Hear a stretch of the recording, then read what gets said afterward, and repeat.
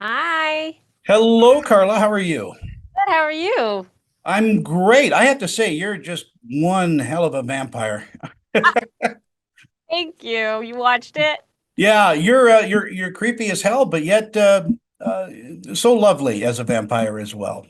Thank you. It was a lot of fun doing that film. I would imagine home economics is a lot of fun as well. Working with Topher Grace and the cast has got to be, a joy. That's exactly what it is. It's a joy. We started it during COVID. It was the best present to have to go to work and laugh while everyone, we were all sort of going through that. And we've come out at the other end, and we're now so excited to have a season three. And just now that I guess when characters are on for three seasons, you get to know them more. And so you get to dig deeper into the family relationships and work life and being a mom and parenting and all of that stuff. And so it's a very relatable show. Yeah, I guess doing a series is a lot different than doing a film because you do get to explore the character over a period of sometimes 10 or 11 years. Yeah. Yeah. I think that as an actor, the storylines that you get on normally on a TV show, it really feels like you do become that character, or you're able to explore so much more of that character versus on a film. You do get one shot at sort of saying something about that character normally in its arc, and there's a lot more pressure on making it work, or having you know the character explained in a way, and meeting the film in its entirety. And so yeah, it's a tricky balance, but yeah, in TV shows you're able to have a lot longer with them. Talk to me a little bit about how Marina has changed over the past three seasons.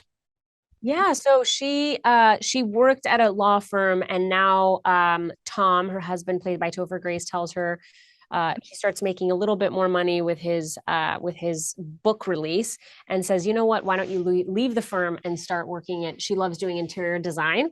And Hmm. so she starts designing a room for Connor, a space in Denise and Sarah's house, and then ultimately gets her first job that doesn't have to be in the family, but then meets a really good looking contractor that Tom gets very jealous about, and it's like feels insecure about it. And so there's a lot of that plays into it. I know season one we had it where he worked with someone who he thought Marina was jealous of, which she wasn't really. But it's like it's a lot of Marina Tom in this season has become really funny, whether they're having intimacy issues, or whether they're too exhausted to X, Y, and Z, or whatever it is. But it's yeah, it's become a lot of a fun having these writers this season write to what they already know the characters are like.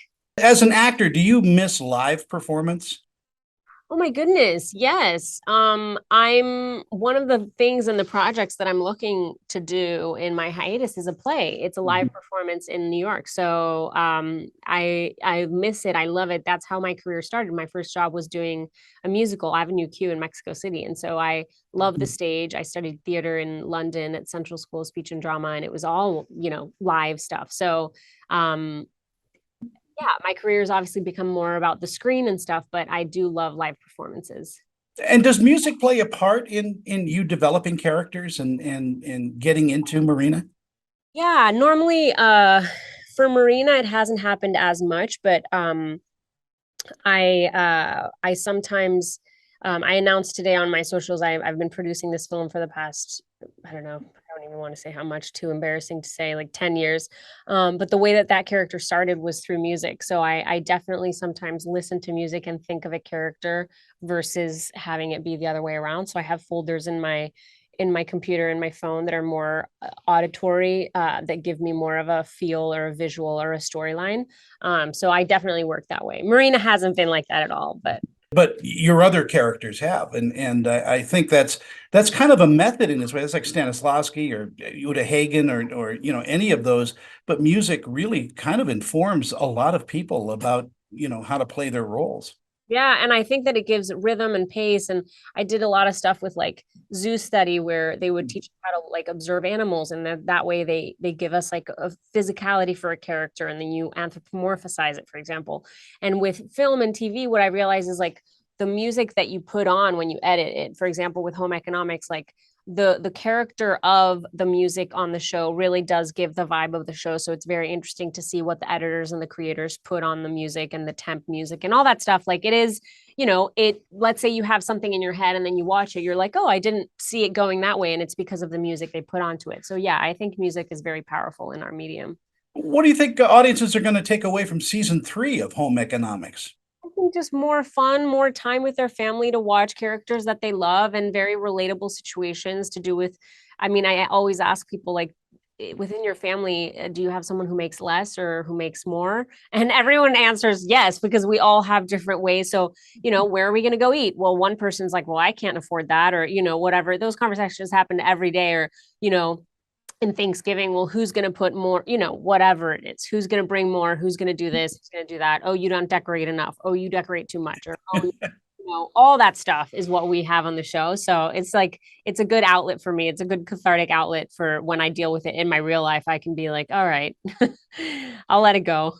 Yeah, comedy has to be universal, otherwise it just kind of doesn't work. I would imagine that everybody pulls from their own experiences for a show like this. Yeah, and I even the creator, Mike Colton, it's actually based on his family members. And we had an episode where we shot in New York with Kelly and Ryan, and we met his rich brother, who's very different from Connor, but I met him, and then I play his wife, whose name is also Karla. I'm Karla, so that's a little weird.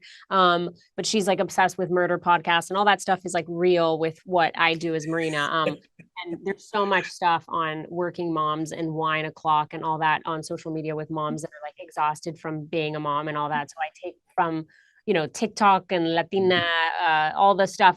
From our culture, it's also our job to be tapped into what the zeitgeist, and what the culture is needing at that moment. So, in our last seconds will you be hopping behind the camera and maybe directing an episode or two? Wow. Yes, I will actually. So this season, Jimmy Tatro got, because the project I was talking about this season, I've been extremely busy trying to co-produce and do that other project. But this season, Jimmy Tatro got to direct 309. And so if we get a season 4, I'm so ecstatic to try and have my experience in directing network comedy. So we'll see. I'll let you know if that happens, and we'll talk again and see how it went. As soon as we're done here, I'll make a phone call and you're on. I'll just approve season 4. Thank you. Thank you. Bye, Karla. You have a great day. You too. Bye.